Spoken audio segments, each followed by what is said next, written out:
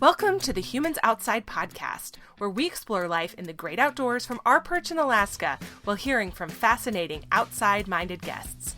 I'm Amy Bouchatz, and since September 2017, I've spent at least 20 consecutive minutes outside every single day. On this show, we hear from others who make heading into nature just a part of who they are too. Are you ready? Let's go! We talk a lot about getting outside, about being in fresh air, and about staying active. We've also had several guests here on the Humans Outside podcast share with us the value of spending time outside while recovering from military service, something that my family has personally experienced, and of course the reason we moved to Alaska and kicked off this whole Humans Outside thing to start with. For some veterans, though, spending time outside isn't just hitting the trail or going for a run, and it isn't just a hobby. For some, it's about giving back by becoming a part of what makes this country run. It's about staying outside while contributing to society. For some, it's farming. That's the track Army veteran Peter Scott chose to take after leaving his military job in counterintelligence after 12 years. And he's here today to tell us all about it. Peter, welcome to the Humans Outside podcast. Hey, thanks, Amy. It's quite an intro. So we like to start the show imagining ourselves in our guest's favorite outdoor space. And you actually happen to be sitting outside while you're talking to us, which I just love. But tell us, where are we with you today if we were in your favorite outdoor space? My favorite outdoor space, I got a lot of them, but I'd have to say that right about now, this time of year, with the bees outside, if you've done well, they've come through the winter. They're small. They're super friendly. They're starting to bring in all the nectar and the pollen, and build out Queen's Lane and building out all the bees so that they can go out and do their job and make us some honey, and then get through the next year. And just when it starts happening and you open up that box of bees, you can just smell it. You can smell all the flowers that they visited. You can smell them working on getting the honey going, and it's just, it's life after winter. It's a great time. That sounds just wonderful. Up here in Alaska, we haven't quite gotten there yet. Well, we're about 3 weeks earlier than we should be. So. All right. So start by telling us about your military experience and how you found yourself in farming. Oh, it's a long story. So, yeah, I joined up out of the military straight out of high school. I was about 18. Signed up as a counterintelligence agent. It was 1999. There was never going to be any conflict. It was all going to be peacekeeping and all that other good stuff. I was assigned to Germany. My first station got a deployment to Kosovo, and it was awesome. And then, like everybody else, 9/11 hit and the world changed. And I kept at it for, about 10 more years after that.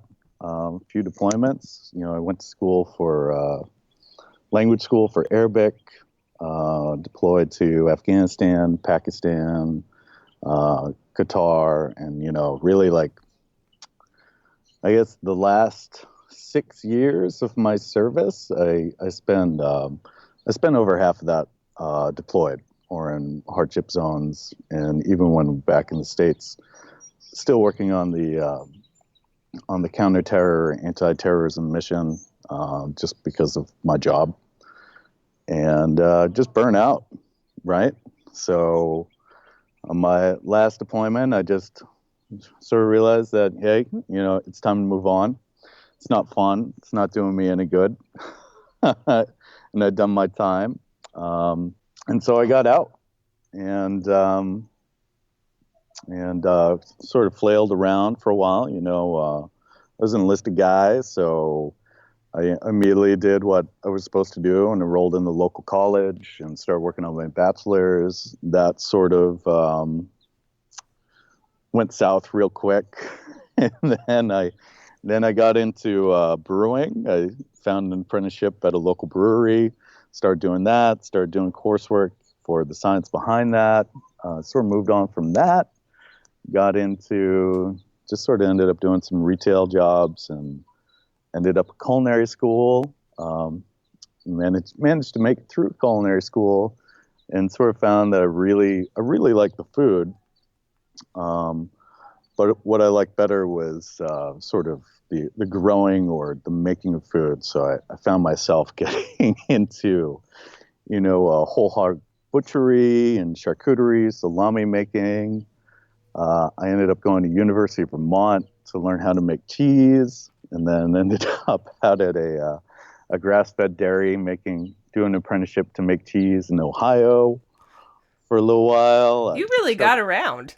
Yeah, yeah, yeah. I had to do some soul searching. I got out in 2010, and let's see, 2016, I started the farm. And really, that 6 years in between was just soul searching. There was some really low times, some high times, and everything in between.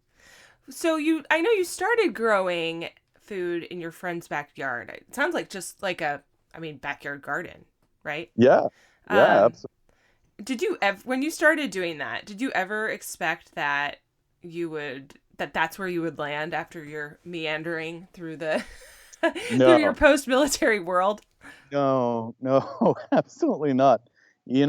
For a while, I was just doing it sort of as my own therapy, right?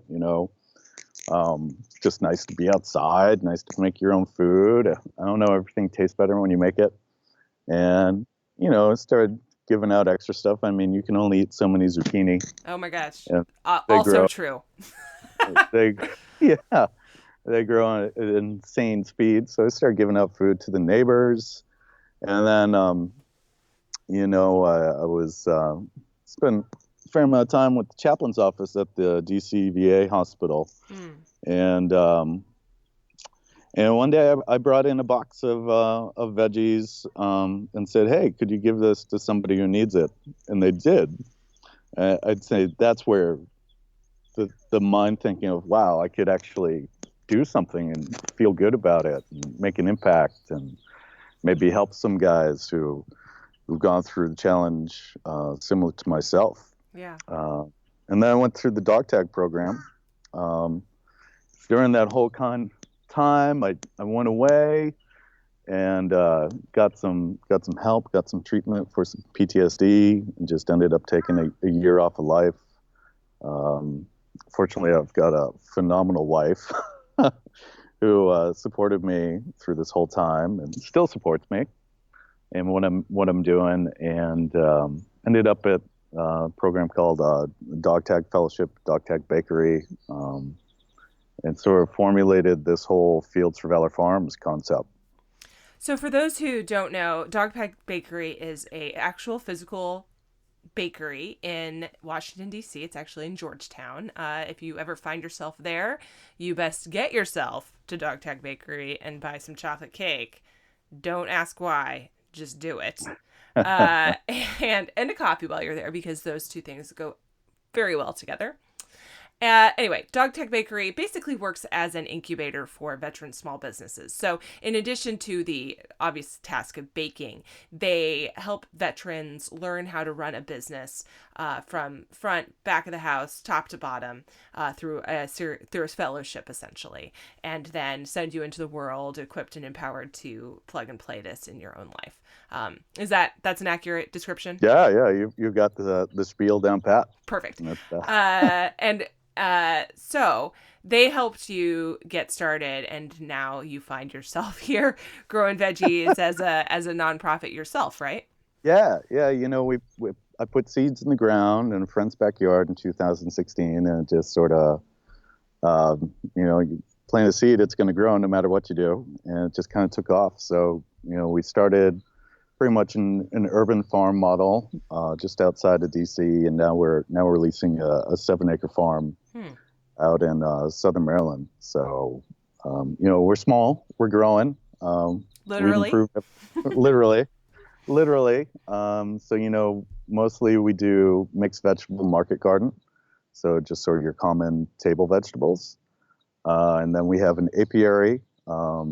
Which we provide honey to our family shares, and we also we get new veteran beekeepers through partnership with local beekeeper club who put them through the beginner beekeeping program. And then we provide them with their first hive of bees, which is super cool. I really like that one.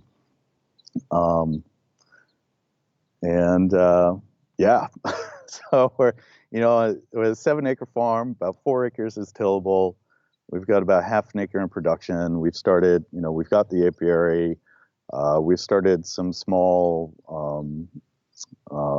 fruit orchard, bringing back some old fruit trees that were already on the property, establishing some small fruits like raspberries, blackberries, and just trying to bring the land to life.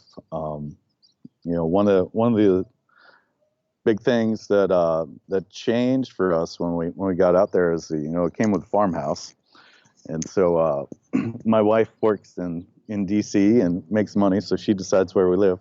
So I needed to fill it, and actually found another veteran, Antoinette LaForce, who now lives at the farm and has been going on 2 years, a little over 2 years.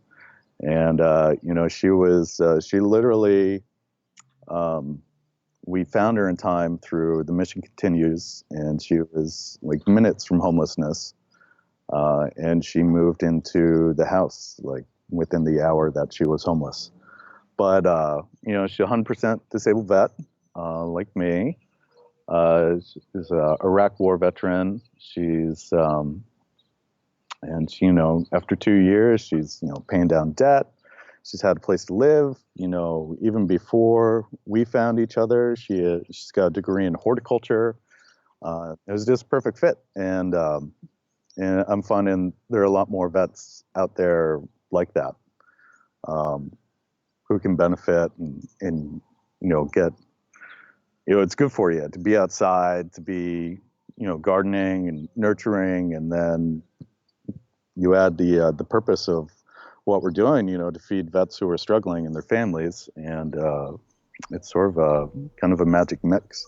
Yeah, I want to get back to the helping vets thing in a minute, but first, because that's so interesting. But first, I want to talk about what you're talking about, growing and nurturing. Farming is not a small lift. It's hard work. It's a big commitment. You invest a lot. You invest a lot cash wise into all of that, right? And then you invest a lot physically. Okay. Yeah. So talk to me a little bit about why that is an important part of moving forward from war and from participation in these conflicts. What is it about that movement and that investment that is the secret sauce here? I think there are a few things that really draw me to it. One is it's nice to be able to do something that I can tell people about. As a counterintelligence agent, there wasn't a whole lot of come home and talk about what was going on. And, just feels really good after my time of service, my time deployed, to come back and actually be creating something that, there's no ethical doubt that what we're doing is good, right? Mm-hmm. Right? Like, there's no ambiguity in it. That what we are doing is bringing some positivity into lives, and doing some good, and that's the purpose for me, and it's good for my mind, my soul, my heart, to be doing that. There's also something just really incredible and natural about getting your hands dirty, right? So you're producing something that's unquestionably beneficial, right? Eat your vegetables, but also food is good, right? But there's also something about the movement and that hard work and being outside in that fresh air. What do you think that is? Yeah. What's your experience on that? Oh, it's I like, because it's grounding, right? Like you get out there again, literally. Yeah, you literally get out there and you start get your hands dirty. There's all this talk about beneficials for your mental health in the dirt. But, to be physically doing and just find that moment of peace, that moment of Zen where you're just totally present, right? Gardening and the physical labor does it, for sure. But I like to say, nothing puts you in the present moment like opening up a box of 20,000 stinging insects. but yeah, you're just there, you're present, your purpose is good and well intentioned, and it just feels good. The sun shines, the wind blows. In the summer it gets brutal, um, but still, you get that physical activity. And in farming, farming is a skilled labor, right? Like there's no shortage of knowledge that you need to to run a productive farm or run a productive anything agricultural. And so you're constantly using your mind, you're focusing in on the present moment, you're looking at the details, and you're just in a healthy environment, right? With all the COVID crazy going on right now, everybody says get outside, but I'm already working on my farmer's tan since before this started. So it's just good for you. We should spend time outside. We should move.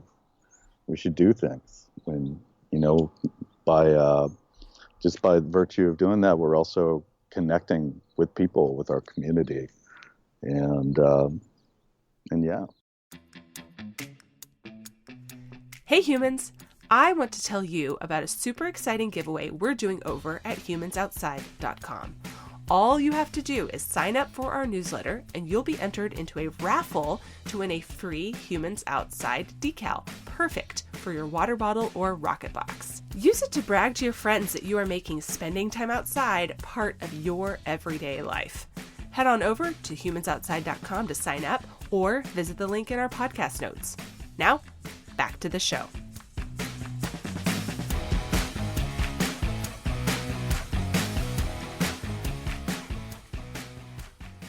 Another really incredible part about your Fields for Valor project is that you aim to feed military families and to feed veteran families. Many of our listeners might not know why military or veteran family hunger is an issue or even a thing. Can you fill us in a little bit about that? Yeah. Well, here we go. So the time I took off, this is where I realized it. The time I took off, I ended up going inpatient for PTSD, TBI treatment for about half a year. And, the population that's there is, it's the old Vietnam vets. It's a onesie twosie of the first Persian Gulf, and then it's a whole bunch of new Iraq and Afghanistan war veterans. But the key thing I noticed was there were a lot of guys. So it's a mandatory 30-day stay to do the program. I ended up staying 6 months, and they do treatments that really help me, like prolonged exposure and different types of therapies that just help you put your time and service into perspective and help you move on. But a lot of the younger guys who had families, who had jobs, were trying to make it happen. They ended up not staying, even though they knew they needed the treatment. And they ended up not staying because they needed to pay bills. And, not big bills, it was like a $500 here, $200 there. And it just really bothered me. And then through that, that initial act of bringing those veggies in and giving them people, I was like, if we sort this out, we could really make a difference. And nobody's collecting information on hunger in veterans, really. There's information out there on poor diets in veterans. Like, Wounded Warrior did a study, and I think they said, it's something like the 60% of veterans eat 0 fresh vegetables a week, or some ridiculous number like that. But when you go through the numbers and you kind of extrapolate it, of the age group that is, the recent wars, they're getting out. They have to reinvent themselves. They have to start a new career, start at the bottom, get an education, and they got to support a family while they're doing that. And, you're a spouse, so you move around with your service member, and you don't grow a career. You grow. It's hard. It's hard to make a transportable career. And every time I've sort of brought up the program to areas where vets who could use the help exist, I've been inundated. Like we can't support that many. So what I end up doing is going word of mouth and finding a few local folks that could use it for the year. Because once you're food insecure for a week, you're food insecure for the rest of the year, right? So just because you can't afford the money. So we estimate, and we operating now in Prince George's County in Maryland, that there's probably about 5,000 families that could need food assistance. And because they're veterans, they may not meet the requirements, or they may not be low enough to meet the requirements for food benefits. And PG County is it's not a cheap place to live, right? It's right the DC area. Right next to DC. You probably, as a family of 4, which is what the average is, and sort of our target population, you probably got to bring in $100,000 a year just to, make it by, maybe start saving, let alone, save for college for your kids, your own retirement, or get treatment, take time off. So we think with our current property, we can get up to about 300 families of 4, and make an impact, delivering, $100 of fresh food a week, for year round is the goal. Yeah. What is the reaction from the families who you bring in? They love it. They love it, right? And I've I've had people come in and tell me like, oh, we started juicing or have gone vegan, and getting into their health, getting into cooking. Our target population is,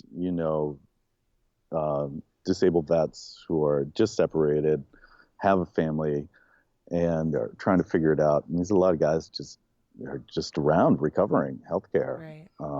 Taking care of themselves. And so they take up cooking. They start eating healthier. I even have one family whose daughter had an injury in the brain, and the medication they were giving her was horrible, and they ended up mixing it with the honey, and it became a treat for him, right? So these really touching moments. Yeah. And yeah.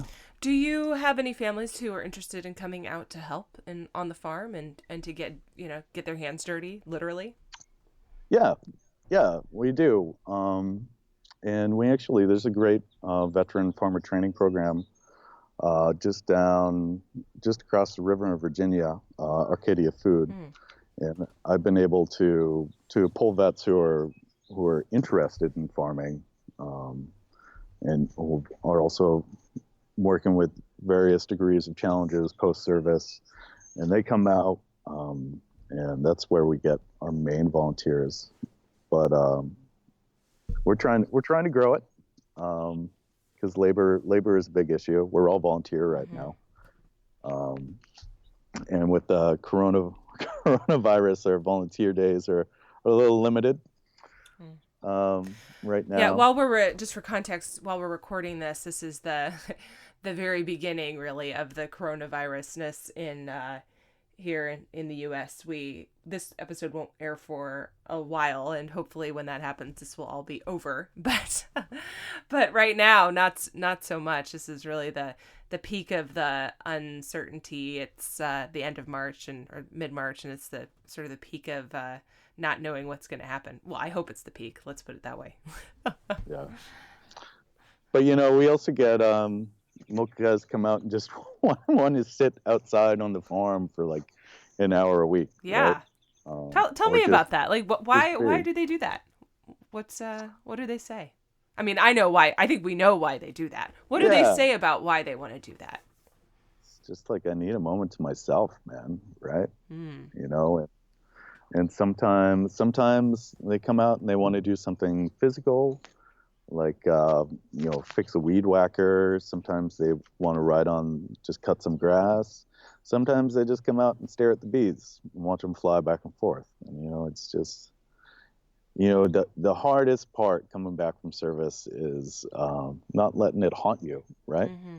Depending on a few things. And I think most people served overseas can relate to something from level of the smallest thing you could think of to the most battle hardened special forces operator, right? Like I think if you served, you get it, and you need a moment, right? I think that's true also for so many of our first responder families. Yeah. Even if you're quote unquote just an officer of the peace, you're still faced with decisions every day that and things can go one way or the other, and you're just doing your best and doing what your orders are, right? And even beyond that, I think it's just totally human. Yeah. You get in an argument with your wife, or argument with your kid, or grew up in a violent neighborhood, Right. or whatever, right? You just need a moment to chill out and realize the world's okay. Yeah. You don't get that inside, No. right? No, not at all. You don't get it. No. Most of the folks we talk to on this show have some sort of connection with the outside in the form of physical fitness, right? Or some kind of movement, which of course you're doing too. But I love what you're doing and what we're talking about, because it's not just physical fitness, right? It's also nurturing, which is a word you used earlier, and growing. And it's that pairing. And that seems to be really key for you and for the people you work with. Yeah, and beyond that, it's just being in tune with the seasons and what's going on around you. When you garden or you beekeep, you see everything, right? You know when a new bug comes out, when the flowers are starting to bloom, when the leaves are going to come out, when it starts getting colder, when you're going to get a frost, or when it's going to be too hot or too dry or too moist, or you're tuned in to the moment and what's going on around you, and it's not like you're not focusing on anything negative. You're just taking it in. It's very, very peaceful. It's Zen-like. If you were going to dish out advice for someone wanting to get into farming and growing on a small scale, to really, like, they listen to you just talk about this and they think, man, that is what I need. Give us 2 tips. What for people who want to get started? Give us some advice. Yeah. Find yourself a mentor. Find yourself a training program. And start smaller than you think, right? Start smaller than you think. One of my mentors, I asked her, I was like, how many times did it take to make you feel like you knew what you were doing, right? It's like, is there a magic repetition number? Is there anything like that? And she said, Pete, I've been farming for 12 years, which means I've only ever farmed 12 times. So it's a lot to take in, and you can't rush it. I mean, even with all the most expensive machinery and technology, it still takes time to convert the land to a fertile field. It still takes time to understand the different growth development of plants, and it takes a lot of labor. A lot of physical labor. And once you see those plants start growing, you're going to want to save them. Right? Yeah. You're going to want to save them from the bugs, from the weeds, and just start with something you can manage. And if you need to make money, start small in your backyard, sell it to neighbors, get some experience, and work your way up. If people want to know how to get involved in your project, even if they're not in the DC area or they're not people who can benefit from the Farm Box, how do they get involved? What do you need? We need people and money. Yeah.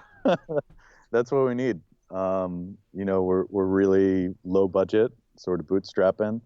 It'd be great to transition from an all volunteer basis to actually being employing some of these vets who are coming out and working and helping them out in that way. And then, so you can, our main media tool right now is Facebook. Okay. Seems to be the best. We're hoping to have our website back up and running. I fed it a box of hand grenades a few days ago. And so it's a little not functioning or a lot not functioning. But Facebook, Yeah. Fields for Valor Farms on Facebook. Awesome. And we'll include a link to that in the show notes. Awesome. All right, so we're at the part of our show where we talk about just a couple of leftover things, our favorite gear, that kind of thing. And like I said, most of the people we talk to are out adventuring in the outdoors, running, hiking, fishing, that kind of thing.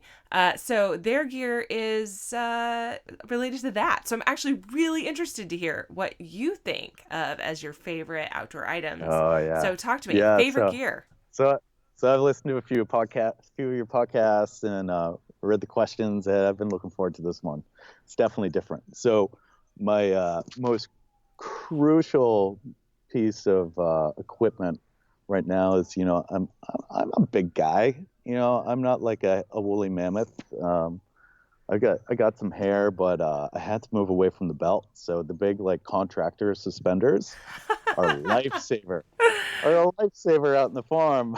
Because overalls get too hot in the summer, and you do a lot of bending, a lot of kneeling, a lot of crouching and carrying, and my belly hair thanks me for those suspenders. It's improved my life greatly. I can't say I personally have that problem. It's probably a good thing. But okay, so if we have people listening who are like, yes, suspenders sound like life, where does a person purchase this magical item? Carhartt makes some good clip-on suspenders. All right. I like it. And okay, so that's your most essential. Do you have is it the favorite is the same thing as that, or is something different? Yeah, I was thinking about that. I would have to say my favorite. So, outside, farming, tall grass, working the property, mid-Atlantic, we get a lot of ticks. And I bought for the crew a couple of years ago, probably buy it again, some of the light long sleeve, self-wicking, impregnated with, I forget what it's called, but impregnated to ward off ticks. Yeah, so it's like it's got some sort of coating on it. Yeah, I think it's pyrethrin. Yeah. Or something like that. Yeah. And yeah, totally essential. Lifesaver. Nobody wants a tick. Ticks are not that fun. So we got some yard chickens that run around the farm. They do a good job eating up ticks, but they're still out there. Yeah. We got so many deer and the squirrels. They live on the squirrels, so they actually like drop down from the trees. Yeah. So. Yeah, we don't have ticks here in Alaska, but when we lived in Tennessee, it was absolutely a problem. So I hear you. Yeah. I hear you. If you closed your eyes and thought about your most favorite moment outside ever, where are you and what are you doing? Oh, I thought about this one too. So, so when I was a kid, right, I grew up in Massachusetts, and from the age of about like 4 to 12, every year for my birthday, which always falls around Columbus Day, so it's usually a long weekend, we'd go hiking. So every year, and it was always the fall in New England, and there was still color on the trees, and everything crunching on the ground. It's nice and cool, and it would just be my family, my dad, my brother, not usually my mom, but then, one of our friends or a couple of our friends, and we just go for a day hike up to a mountain in the White Mountains or even farther south. And it was just always an awesome day, and those are some of my best memories. And right now I've got a son who's 6 years old. And so the past couple of years I've been able to relive that a little bit. And it's totally awesome. Yeah, I got a little bit of tears in my eyes talking about it. But it's a wonderful experience. And I really hope to pass that on to my child. Peter, thank you so much for being on the Humans Outside podcast today. We appreciate you. Yeah, thanks, Amy. Thanks so much for joining us for the Humans Outside podcast. If you liked this episode, leave us a rating or a review so that others can find the podcast too. Until next time, we'll see you out there.